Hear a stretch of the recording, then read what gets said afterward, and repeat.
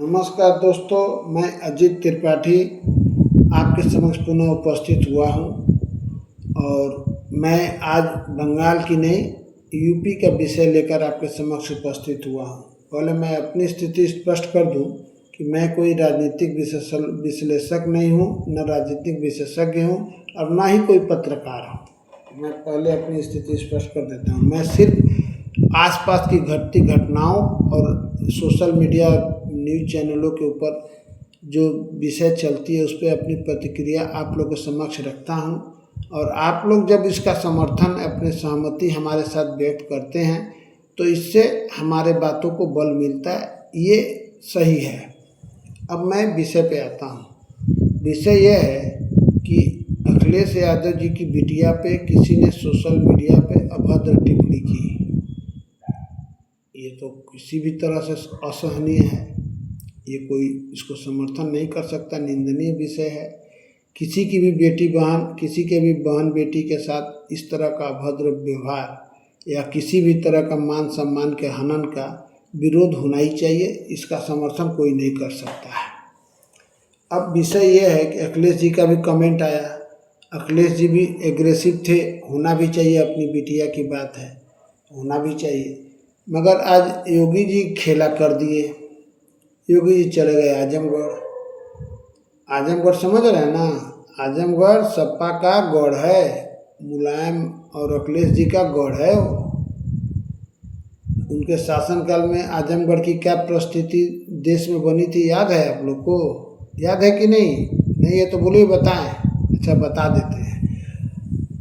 आजमगढ़ की परिस्थिति ये बन गई थी पूरे भारत में कि हमारे भारत के ही व्यापारी अपने संस्थान में उन लोगों को नहीं रखते थे। यदि आजमगढ़ का एड्रेस आजमगढ़ का बताते थे तो लोग भयभीत होते थे। ये परिस्थिति बन गई थी आजमगढ़ की। परिस्थिति बदली है और पहले से अच्छी हुई है, क्योंकि भाजपा के कंट्रोल में आया, थोड़ा सा परिस्थिति बदली है। लोगों के प्रति लोगों का संवेदना और भाव भी बदला है। मगर मैं विषय राजनीति पे आ रहा हूँ। अखिलेश जी गए थे राजनीति खेलने बिटिया के नाम पे, क्योंकि 27 का इलेक्शन आ रहा है और 27 का इलेक्शन अखिलेश जी के लिए बड़ा खतरनाक है, संघर्ष का है, करो मरो की स्थिति है।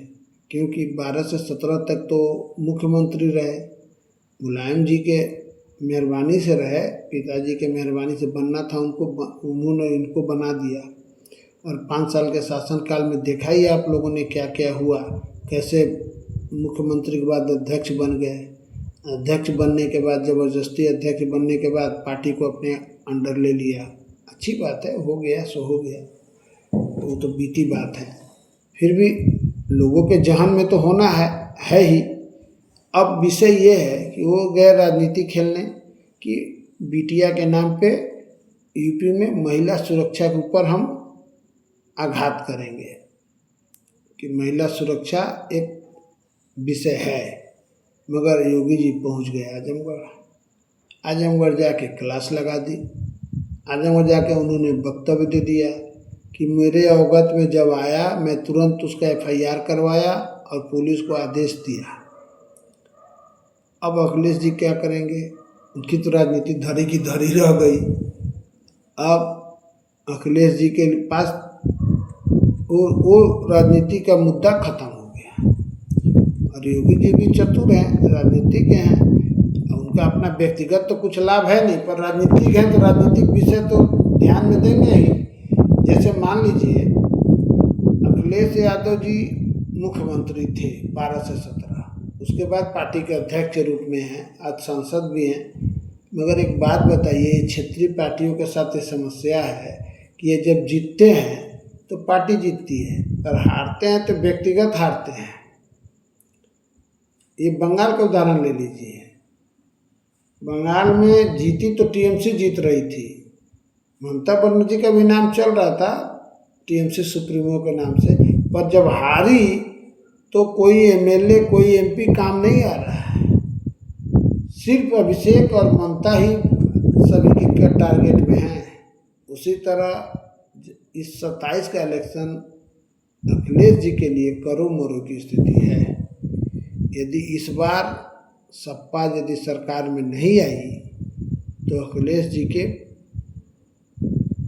अध्यक्ष पद के लिए भी चुनौती हो सकता है, होगा ऐसा नहीं कह सकते, हो सकता है, क्योंकि पद तो मिला हुआ है नहीं, छीना हुआ है, तो कोई और भी छीन सकता है, क्योंकि क्षेत्रीय पार्टी है। मालूम है कि जितना गढ़ गिरेगा, जितना बार कमज़ोर होंगे उतना आघात बढ़ेगा। अब 3 बार आप हार रहे हैं, 17 हारे, 22 हारे, 24 में थोड़ा एज मिला, 27 में यदि नहीं जीतते हैं तो उनके अध्यक्ष पद के लिए चुनौती हमें ऐसा लगता है कि बन सकता है। अब अखिलेश जी को थोड़ा संघर्ष बढ़ाना पड़ेगा और फील्ड में उतर कर मेहनत करना चाहिए, क्योंकि प्रमुख विपक्ष दल वही हैं। और वो यदि सोच रहे हैं कि पब्लिक अपने आप चुन लेगी, तो भाजपा है, भाजपा पब्लिक के साथ कनेक्टिविटी बनाई रखती है हर समय। उसके पास बड़ी शाखाएं हैं, बड़े हाथ हैं, 10 हाथ है, इधर से उधर से। आपका व्यक्तिगत अकेला है, तो आपको कनेक्टिविटी बढ़ानी पड़ेगी और जनता को समझाना पड़ेगा कि मैं क्यों और योगी क्यों नहीं। आप सोच रहे हैं कि हम एक बार मीटिंग दिन भर में ले लेंगे, उससे काम बनने वाला नहीं है। और 4 महीना से दौड़ेंगे मीटिंग पे मीटिंग, हेलीकॉप्टर से और बस से घूम के पब्लिक को नहीं समझा पाएंगे, क्योंकि पब्लिक को मालूम है वो ज़माना गया कि 5 साल मायावती शासन करेगी, 5 साल घर में सो, अगले साल तो पब्लिक बदल ही देगी, इस तय था। वो अब सब परिस्थिति नहीं है। भाजपा है सरकार में, और पुरानी भाजपा नहीं है, नई भाजपा है, वो प्रोएक्टिव है। तो संघर्ष बढ़ाना पड़ेगा, आपके लिए संघर्षशील है। मैं आपके साथ सद्भावना व्यक्त करता हूँ, उम्मीद करता हूँ कि आप मेरे बातों को समझेंगे।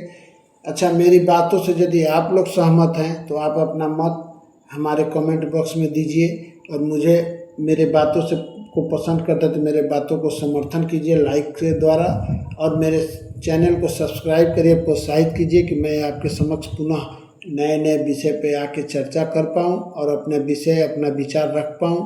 नमस्कार, वंदे मातरम, भारत माता की जय, जय श्री राम।